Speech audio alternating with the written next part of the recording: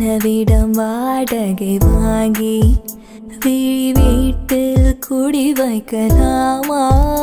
நான் வாழும் வீட்டுக்குள் வேறாரும் வந்தாளே தகுமா? தேன்மலை தேக்குக்கு நீதான் முந்தன் தோள்களில் இடம் தரலாமா? நான் சாயும் தோள் மேல் வேறாரும் சாய்ந்தாளே தகுமா?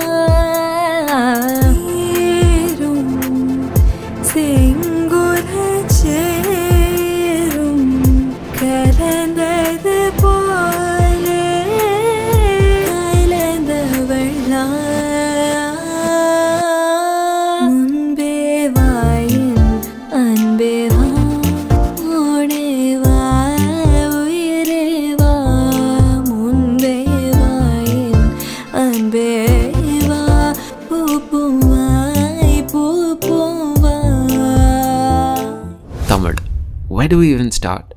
Maybe by acknowledging the fact that Tamil is possibly one of the most underrated languages of India. Tamil was the first language to be given the classical status in India, second being Sanskrit. It is one of the fewest languages in India to be worshipped as a goddess to be precise, Tamil Thai. And Tamil is not just an official language in Tamil Nadu, but also Puducherry, Sri Lanka and Singapore. Considering how profoundly Tamil has shaped our country, I don't think it gets the recognition that it deserves. The truth is, what Sanskrit is for the north of India, Tamil is for the south of India. Tamil and Sanskrit are like two legendary Pokemons. One is the guardian of the north and another is the protector of the south. Two very powerful languages, but only one of them gets all the attention. Maybe it is this feeling of unfairness because of which Tamil might seem a little bit intimidating. But अगर हम इस अनोखे भाषा को एक open mind से approach करें, we soon realize how enchanting it can be. Kind of like a nariyal, coconut. Rough and tough on the outside, but so cool and sweet on the inside. Tamil can be quite quirky in many ways. While languages like Bengali or Hindi take pride in being a mixture of many languages, Tamil takes pride in exactly the opposite thing, being free from other languages. This is why Tamil can be one of the hardest languages to understand for a non-native. In our last video, we saw how in the book The Man Who Knew Infinity, Telugu was described as a musical language. If we would have continued to read further, we would have found a section on Tamil too. Ramanujan's native language was Tamil, one of the family of Dravidian languages that includes Malayalam, Kannarese, and the musical sounding Telugu. And it goes, European scholars acclaimed Tamil for its clear-cut logic, a language made by lawyers and grammarians, someone once called it. Tamil had its own rich literature distinct from the Hindi of the north. Going back to the 5th century BC, boasted a verse from the reminiscent of ancient Greek and was spoken by almost 20 million people. Fun fact, that figure today stands at 80 million people. So, vanakkam nanbargale. In this video, we are going to dive into this mysteriously beautiful yet logical language, Tamil. Sare, ஆரம்பிக்கலாம்.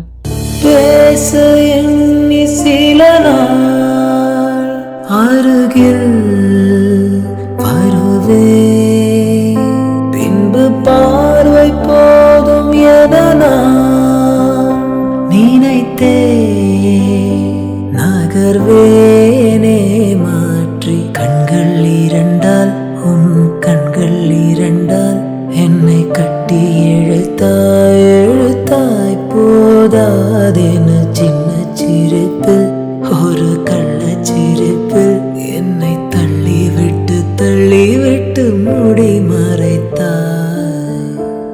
Tamil is an ancient language and that shows in the sounds that it uses as well.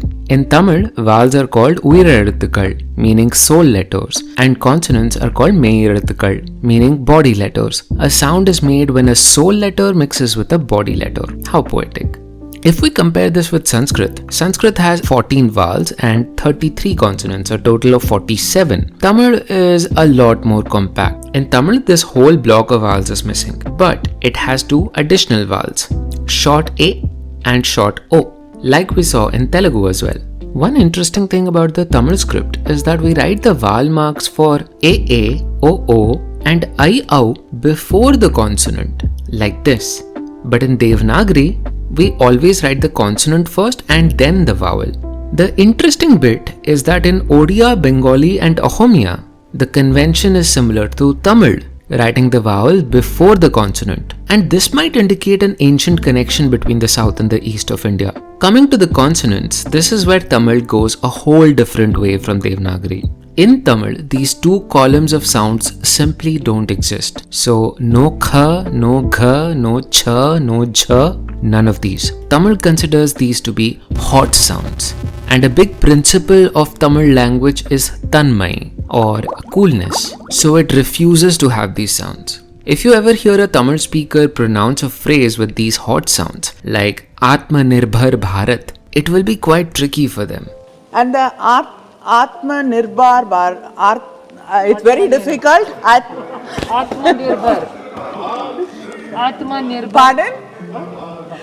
See, that is the problem. You see, you don't understand that we speak different languages. Even though these sounds are present in other Dravidian languages because of the influence of Sanskrit, they are not present in the native words. Which is why so many South Indians with the names like Ankita and Gayatri would write their English spellings with TH in them, as opposed to Ankitas and Gayatris of North India who would just use T. Because South Indians don't have so many ths and ths, it is very clear for them to use T for t and th for th. Moving on to these sounds. हैरान कर देने वाली बात है कि Tamil has these sounds, but it uses just one letter to represent this column and this column. Therefore, both k and g would be denoted by the same letter.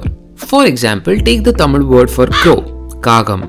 यहाँ पे this letter in the starts make the sound k, but in the second position it makes the sound g. Similarly, this letter is used to denote both ch and j. So, Chennai and Tanjavur में जो ch and j हैं, they look exactly the same. Similarly, the and the are represented by the same letter. So, in Sanjay Dutt, both sounds the and the use the same letter. And lastly, pa and ba by this letter, so no difference between Bapu and Babu. Now, if we come to this ending block, hold on to your seats. In Tamil, there is no sh sound. So, sh and sh both gone. There is the sa sound, but there is no special letter to denote it. We use the same letter that we use to denote ch and j to also denote sa. So, Shiv ji ko Tamil mein kehte hain Sivan, and he is spelled like this. This word can be pronounced Jivan, Sivan or Jivan. All of those. And now, believe it or not, pure Tamil does not have the h sound at all. So logically, there is no letter to denote it as well. Tamil has letters for v and nya. Na is written like this with 3 loops, and na is written like this, something like Ganesh ji, and ma is written like the Greek Sai. Y and V are simple and they are written like this. Now let's come to the part where Tamil becomes quirky. Tamil has an extra letter for na, written like this with 2 loops. This sound is somewhere in between na and na. It sounds like na. To make the sound, your tongue should be little behind the teeth, but little in front of that spot where you make na. இது பனி, பனித்துளி, அது பனி. Example के लिए, if you take the word nandri, Nandri, meaning thank you, the first na is normal. You make the sound by touching the teeth. But while making the second sound na, your tongue should be little back. Practically speaking, many Tamil speakers do not make a distinction between these sounds. Moving on to multiple variations of la and ra. La comes in 2 forms, the normal la called the labiodental la, and then the Marathi infinity wala la.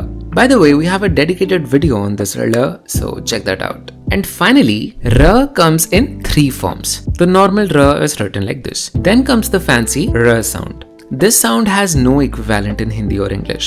And this is the same sound present in the name of the language, Tamil. To make the sound, you curl your tongue backwards and almost touch the roof. And then try to say la.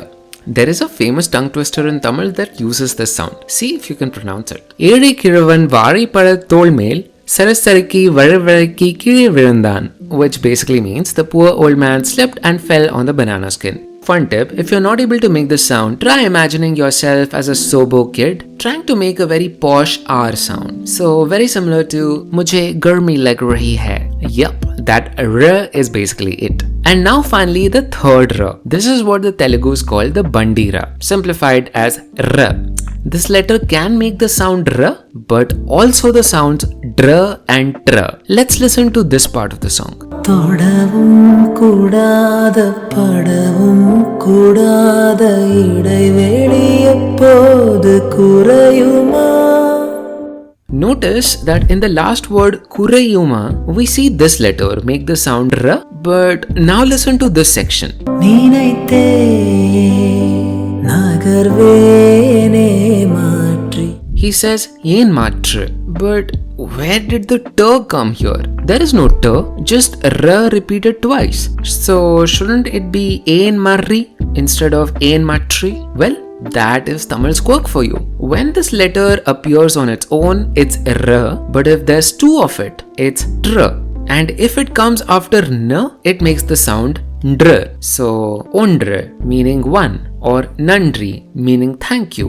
Both have this r come after n. And thus, my friends, now you know the complete Tamil alphabet. Extremely compact, logical and also quirky. Ab naturally sawal aata hai, what about sounds that don't exist? Like her seems like such a common sound. How do Tamils write Hyderabad or Howdah? Or let's check out. So Google translates as this, but wait, what is this letter? We didn't see it in the alphabet system, right? Well, इसे समझने के लिए we need some backstory. Cuckoo, cuckoo, tata tata kalvetti. Cuckoo, cuckoo, ondili yaru min kotti. Cuckoo, cuckoo, tannillodu tavalikki. Cuckoo, cuckoo, kammali poochi tangacci. Palli malar kodi angadame, otara otara sandaname, mulla malar kodi muttarame, yengura yengura kuttalame. Enjai enjami, wango wango unnagi, amma ye ambari, inda inda mummari. Cuckoo, cuckoo, enjami unnagi.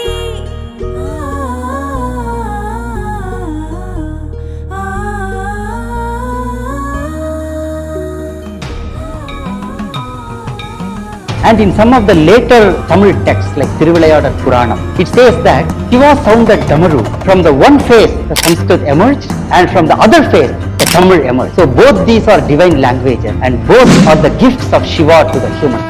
स्वयं भगवान शिव ने महामुनि अगस्त्य को परम सुंदर तमिल भाषा की शिक्षा दी। महामुनि अगस्त्य ने अपनी मेधा शक्ति के प्रयोग से तमिल को व्याकरणबद्ध करके संसार की श्रेष्ठ भाषा बना दिया। Tamil is a Dravidian language, part of the Dravidian family. Languages are classified into language families on the basis of a common structure. Since all of these Dravidian languages are present in south of India, you might be tempted to call the Dravidian languages as South Indian languages. That seems fair, but there is one exception that has confused linguists for a very long time. Brahui. Brahui or Brahui is a Dravidian language that is spoken in, wait for it, Pakistan. To be specific, the Balochistan region of Pakistan. Brahuis are a group of nomadic people which speak a language that has been greatly impacted by Balochi, but its core Dravidian base is pretty evident if you look for it. In Brahui, the numbers 1, 2 and 3 are Asit, Irat and Musit. Notice how Rende, Irande and Irat are all linked. Numbers above 3 in Brahui have been replaced by Urdu. There are several other common words between Brahui and Tamil. Num for you, Nam for we, Kan for I, Kal for stone, Pal for milk. Why not listen to a Brahui song and see if you can notice this Pakistani Tamil flavor in it?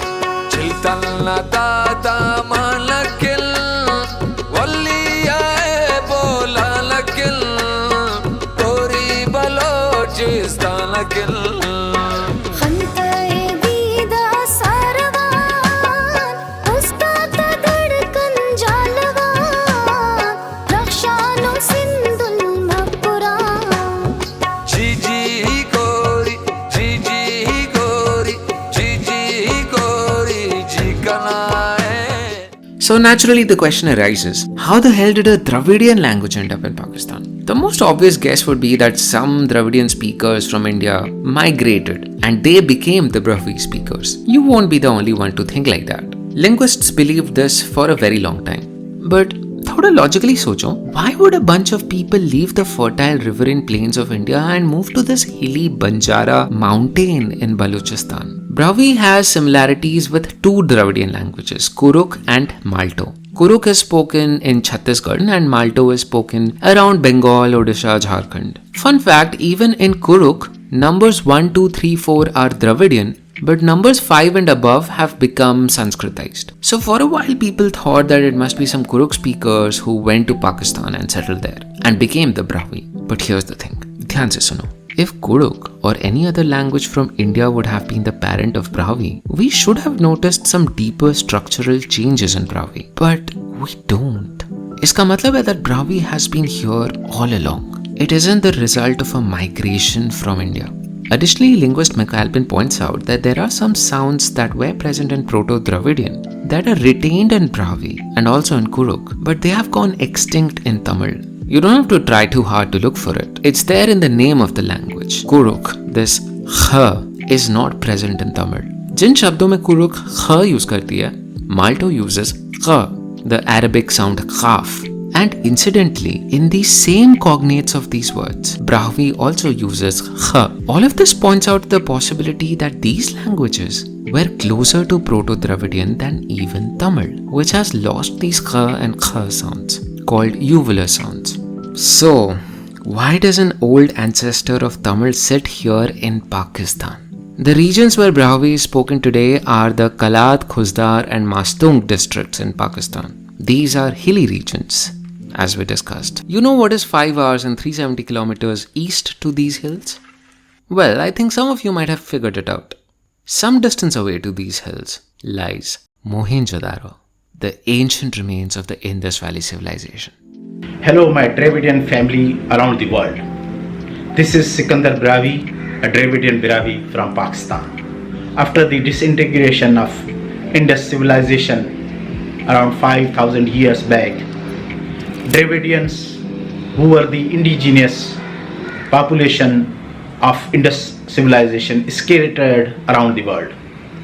However, the Brahui-speaking Dravidians took to the border area mountains of Indus Valley, and even today they are living there and it's their home. The Indus Valley civilization wasn't just limited to Mohenjo-daro. It was literally a civilization, which meant that it was spread over a huge area in the northwest India, with big towns like Rakhigadi, Lothal, Dholavira, and of course, Harappa. Now, what caused the Indus Valley civilization to collapse around 1800 BC? That is still kind of a mystery. Some theories suggest it was climatic shift. The ancient settlement patterns indicate that there might have been another river parallel to the Indus that dried up during this time, making it impossible for a lot of population to survive. Some other theories suggest that around this time there was an influx of another group of people whose incoming might have posed competition to the Indus Valley people. This group of people, who are technically called the Proto-Indo-Iranians, also brought with them a new language, Vedic Sanskrit, a language that was a sister language to Avestan, the ancestor of Persian. The detailed story of Sanskrit deserves a video of its own. Anyway, for whatever reason, the Indus Valley did end. It is theorized that the population of the Indus Valley, however, didn't just vanish all of a sudden. Some people would have mixed with the incoming Arya tribes and formed the Vedic culture, while the other half moved southwards, taking a long journey from the valleys of Indus and Saraswati to the inlands of India, crossing the Vindhyas and passing the Kaveri. Along this journey, the Indus people would have mixed with the local inhabitants of India. It is from this mixture of the language of the Indus people and the languages spoken by the ancestral Indians that modern-day Dravidian languages are said to have taken shape. This specific theory of the southward movement of the Indus Valley people got solidified after the Kiradi excavations. In this place in Tamil Nadu in 2019, some ancient inscriptions were found from 500 BC. And these symbols were very similar to the symbols found in the Indus Valley seals. Along with these symbols, we also found another script, the Brahmi script to be specific, Tamil Brahmi. Could it be that just like the Egyptian hieroglyphics, the emoji-like script that got simplified over time to become Phoenician, the Indus Valley script could also have simplified over this 1,000-year-long process to become Brahmi?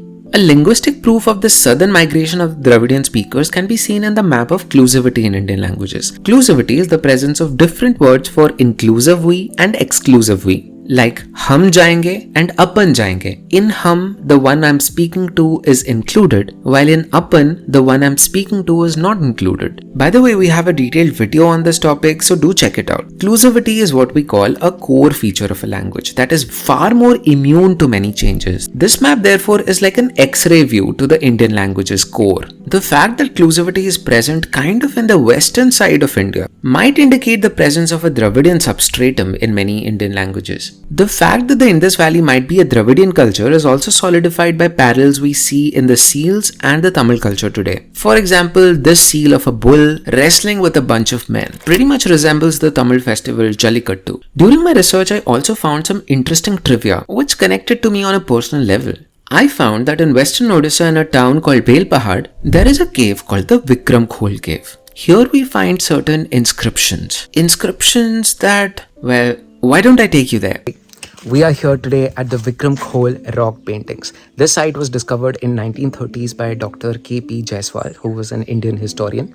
And this is super important in the story of Tamil and in the story of India's history.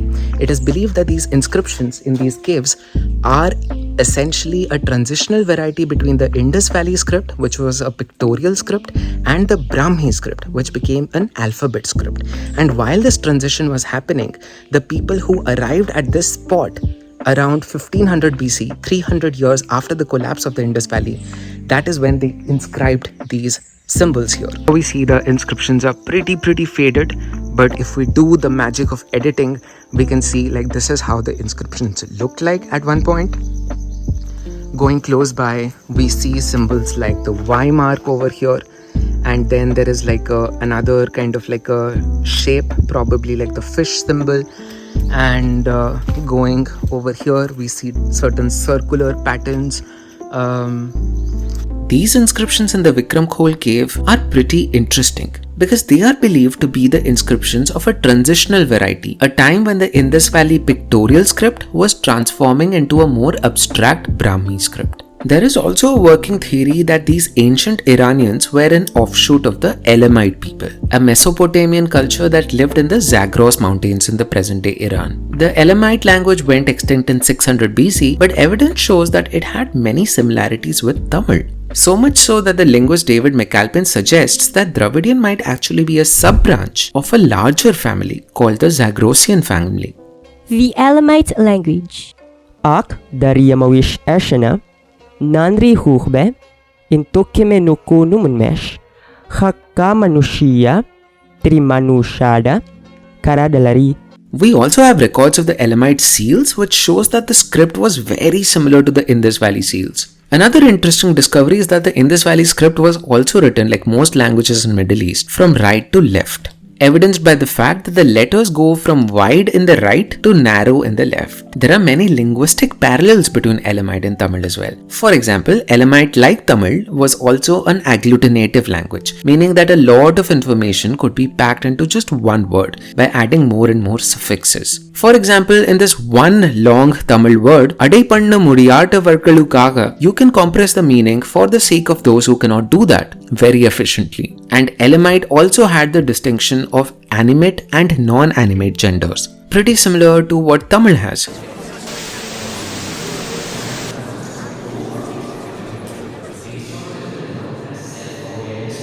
Sometimes it's also referred to as rationality or not. Uirthinai and Agrinai.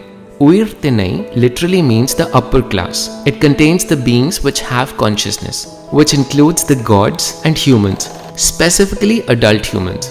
And Agrinai has everything that does not have self-awareness. Funnily enough, even it includes children. The distinction of masculine and feminine is only applied in Uirthinai, while all the members of Agrinai are considered the neuter gender. We find records in Sumer, the neighbor kingdom of Elam, about the trade relations between Sumer and Meluha, the term which we think was the name for the Indus Valley civilization, which again possibly was of a Dravidian root. Mel means elevated and Akam or Ur meaning place. Ur, by the way, means a town in both Sumerian and Tamil. So you have like the capital of Mesopotamia, Uruk, and cities like Mysore, Tanjavur, Bengaluru, Some theorists also point out the religious exchange that might have taken place between Sumer and Meluha. We find a lot of Elamite and Sumerian motifs which resembled Hindu gods a lot, especially Shiva and Devi. The oldest record of Tamil literature we find is Tolkappiyam, which was a book on the Tamil grammar written around 300 BC, the very start of a 600-year-long period called the Tamil Sangam. We will come to this in some time. We have discussed a lot of things. Let's put those in a timeline perspective. This is what we know. Around 1800 BC, the Indus Valley collapsed. 300 years later, in 1500 BC, we find the Vikramkhol inscriptions. Further 900 years ahead, we find the Kiridi inscriptions. And in 300 BC, we see the first record of Tamil grammar. This period between 300 BC to 300 AD was called the Tamil Sangam period, where under the patronage of the Pandyan king Neduncheriyan, scholars and poets would gather in the city of Madurai and compose intellectual works of literature. One of the most distinctive features of the Sangam period was the classification of literature into two main categories, Agam and Puram. Agam, meaning inner, focuses on emotions, experiences and subjective aspects of life. Puram, on the other hand, means outer, dealing with the external world, including society, politics and heroism. Often poets would blend these two genres and create unique Tamil compositions. Take this one for example.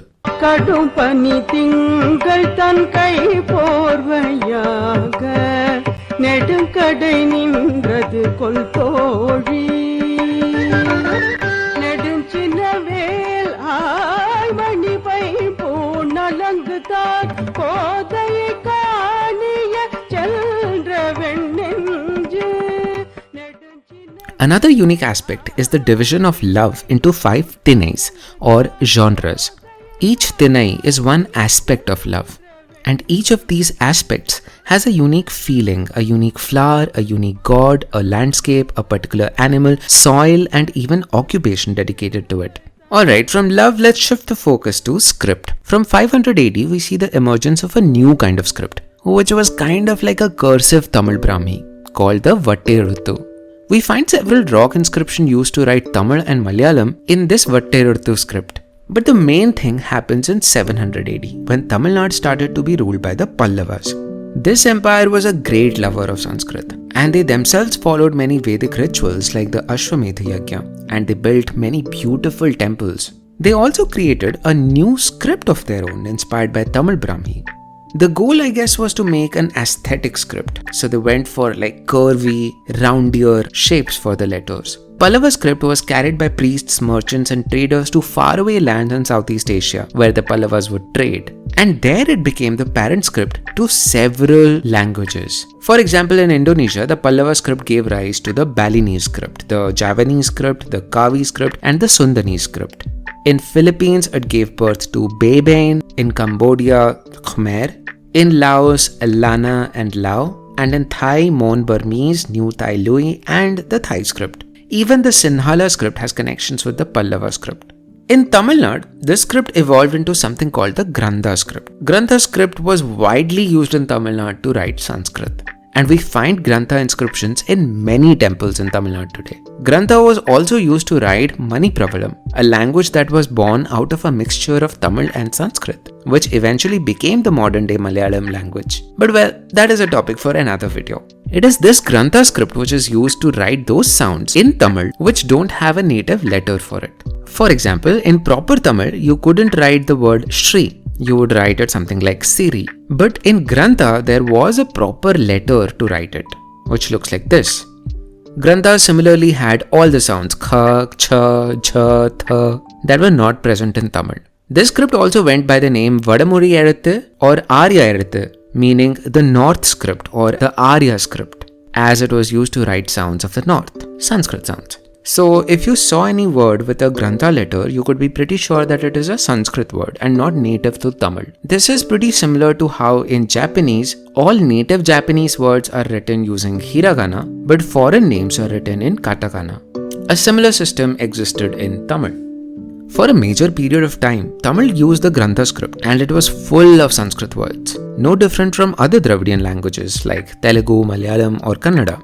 However, as we moved into the 20th century, a significant shift occurred. This was the Tamil purity movement, known as Tani Tamil Iyakkam. This emerged as a powerful force shaping the language's future. The movement's origins can be traced back to scholars like Marimalai Adigal, who in 1916 publicly pledged to defend pure Tamil. This started the beginning of a phase where efforts were put in to purify Tamil of foreign influences, particularly Sanskrit. Several Sanskrit-inspired words were removed from Tamil usage and strictly pure Tamil were brought back into use. The movement advocated the removal of Grantha letters to represent sounds that are not native to Tamil. We see the impact of this movement in contemporary Tamil even today. We find it in several other common words. For example, instead of using bhasha, Tamil would say modi. Instead of saying dev, Tamil would say kadavul.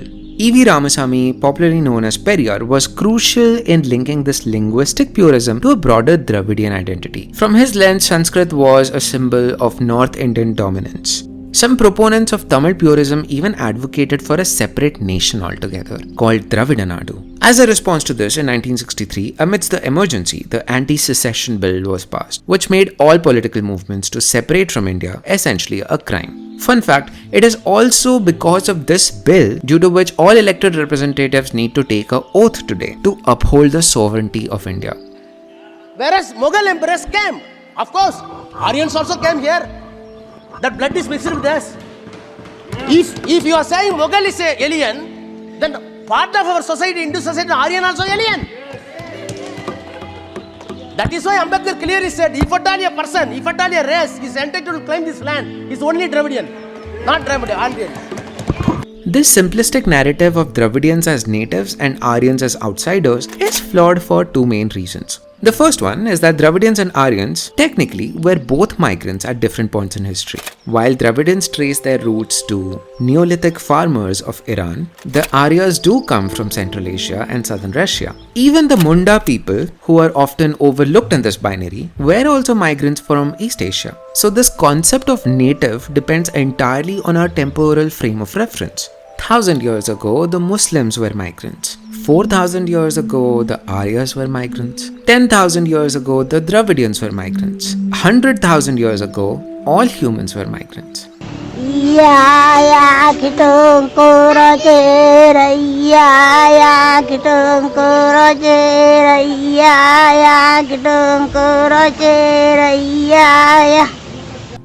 The second reason being, linguistically we might speak different languages belonging to different language families, but genetically, all of us pretty much look the same. All Indians today are a mix of 4 ancestral populations. AASI, or the ancient South Indian gene that comes from the ancient settlers who came here 65,000 years ago. Let's identify them as orange. The second, Iranian Neolithic farmers coming from ancient Iran and Elam. Let's indicate them by the color blue. And next, the Aryas, or the horse riders from Western Europe and Central Asia. Let's denote them by red. And finally, the East Asians who came from Tibet, southern China, that region. Let's denote them by yellow. This is how the genetic makeup of different castes in India looks like. Genetically, Dravidians have anywhere between 25% to 50% of ancient Iranian genes. Note that the Indus Valley people had approx 70% of this Iranian gene. And so during the southwards movement, they mixed with the ancient tribes and increased their share of ASI. But hold on, this composition looks awful close to the composition that we see in Uttar Pradesh or Madhya Pradesh or Bihar. They are also made up of ancient Indian and Iranian genes. Only in some regions of Rajasthan, Haryana and Pakistan do we find the Aryan gene today. And the maximum that it goes up to is like 40%, found in castes like the Jats and the Rods. So, to put it bluntly, North Indians might be speaking a so-called Aryan language, but genetically, they're just like Dravidians, both having majority of genes that comes from the Indus Valley. Think of it like this. Surnames do go from father to children, but genes come from both father and mother.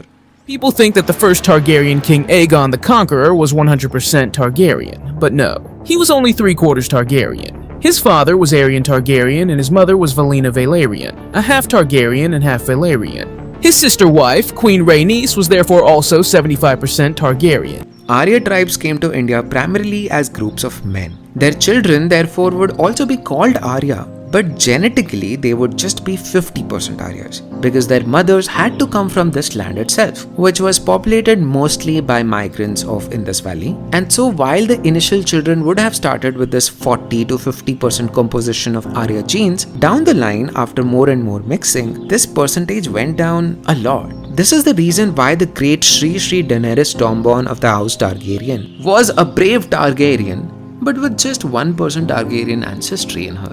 To think of it, India has a very nice parallel with the world of Game of Thrones. You could say the Dravidians were like Valarians, the commanders of the waters, who had created the best navy in the whole world. Maybe calling the mighty Rajendra Chola the sea snake won't be an exaggeration, as he expanded the influence of India far beyond our borders. The Aryas, on the other hand, were like the Targaryens, or should I say Targaryens. Sorry. They were like the commanders of fire. The Aryas had their own metaphorical dragons, horses, using which they set up the base of a new civilization that would become the spine of India. If you think about it, Hinduism in many ways is a blend of Aryan and Dravidian cultures. In the Arya tradition, idol worship was just not a thing. Those guys were a little abstract in some ways. They worshipped the elements of nature like rain, wind, fire. And they did things like yajnas, and they chanted mantras, which they would transfer from one generation to another orally. Even in all the Arya Samajas today, you will see that they don't worship idols at all. The Dravidians instead did worship idols. Lots of their gods were associated with animals like bulls, snakes, birds, fishes, and so on. Therefore, what it feels like is that these two cultures kind of blended, and from that blend was born modern Hinduism. Some people think that by acknowledging that the Aryas were not native to India will somehow dilute the importance of Hinduism, and maybe it will spark new waves of separation. And thus they go in another extreme, saying that all of this Arya and Dravidian identities are just made up. However, it's important to recognize that these terms, Arya and Dravid, were used long before the British colonization. They have references in several Tamil and Sanskrit texts. The British might have used it to divide us, but these aren't entirely fabrications. One of the first proponents of the theory that the Aryas were from outside of India was none other than Bal Gangadhar Tilakji, who wrote his book The Arctic Home of the Vedas, whereby he analyzed lots of hymns and sources to establish where the ancient Arya people might have come from. I think what's important to understand is that by acknowledging these ancient roots, we are not diminishing our identity as Indians. The Tamil culture in particular offers valuable lessons for all of us. The emphasis that this culture has on self-respect, rationality, and the willingness to raise your voice against injustices can inspire all of us. The self-respect movement initiated by Periyar could have been controversial in some aspects, but it did bring attention to many social issues. One such issue is colorism, which has such deep roots in Indian history. The association of fair skin with Arya ancestry and the dark skin with Dravidian heritage has perpetual harmful stereotypes. This colorism isn't just a north-south divide, it exists within communities across India. By emphasizing the importance of self-respect, Tamil gives us a message that our worth isn't determined by our skin color or our ancestry. I think working on this video made me realize that the real pain of many Tamil speakers, many Dravidians, isn't really the imposition of Hindi. I think it's about the equation of Sanskrit and Arya cultures with entirety of the Hindu culture. Maybe with this viewpoint we ignore the significant contributions of Dravidian traditions to modern day Hinduism. Many Dravidian deities, Dravidian rituals, and Dravidian philosophical concepts today are integral parts of pan-Indian Hinduism. I think the message Tamil has for us is to give space to everyone in our national narrative. The story of India isn't just a tale of Aryan versus Dravidian. It's a complex narrative of migrations, interactions, and the blending of several cultures over thousands of years. By acknowledging this complexity, by giving due respect to all our ancient roots, we will truly make our ancestors happy. And we can form a more inclusive and strong India.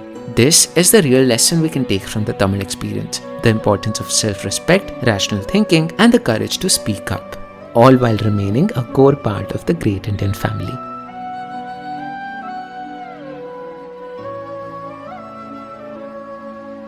So that was the video. Mikka Nandri Nanbargale. Thank you so much for watching this video and showing so much love to Indian Pixels. Here's a shout out to all our esteemed channel supporters. Because of you, we are able to make this video. So thank you dear co-producers Deepet Puryakastha, Prasad K.C. N, V.A. Basu, Ashwini Pandey, Gandev 68, Dreadful Bodyguard, Shubhashri Patnaik, Nikhil Angad Bakshi, Pavan Pamidimarri, Obhilash Ghosh, Vineet SH, Ganesh Putran, Vineet Venugopal, PSI Boy, ST, Shantanu Banerjee, Kunal Rathod, Narasimha Murthy, Joel John, Sanjio, Ashutosh Mukherjee, Pankaj Mandal, Debayan Mukherjee, Shonali Datta, Chinmay Gada, AVB, Santosh Harish, Suhas Nair, Nayan Kale, Abhishek Patnaik, Tripti Agarwal, Aniket Jain, Suyash Singh, Piyush Kanti Bhaumik, Varun Kamble, Anjali Maurya, User 0808, Gaurav Mishra, Arshal,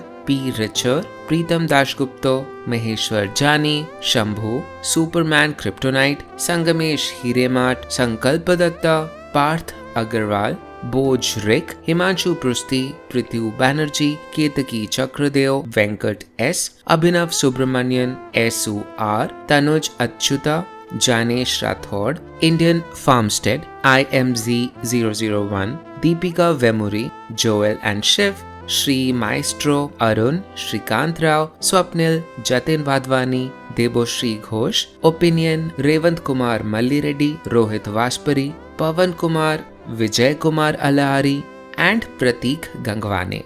And hey, before I leave, if you haven't subscribed, please do subscribe, because I have a gift for you. A lot of you ask me, how do you know so much about languages? How can we learn a language? And the simple answer I give is I listen to a lot of songs. In our IIP videos, we regularly use songs to explain language facts. So, applying the same principles, we have built a website called bharatlingo.com, where you can practice different Indian languages by listening to beautiful songs and trying to figure out their meaning. Sometimes you also get these bonus fun trivia. This will be like an interactive IIP experience. So do try bharatlingo.com. It also works on your phone. Also, the maps you saw in this video were created using iipmaps.com, the easiest way to create data visualizations. So if you wish to visualize data, create a beautiful presentation in a very easy, simple manner with the accurate borders, go check out iipmaps.com. To receive a shout out at the end of our videos, consider joining as a member and also subscribe to the channel if you haven't done so. We also did a small vlog on our Vikramkhol trip. Join today as a member to get a sneak peek. Alright, I'll see you in the next video. Bye bye.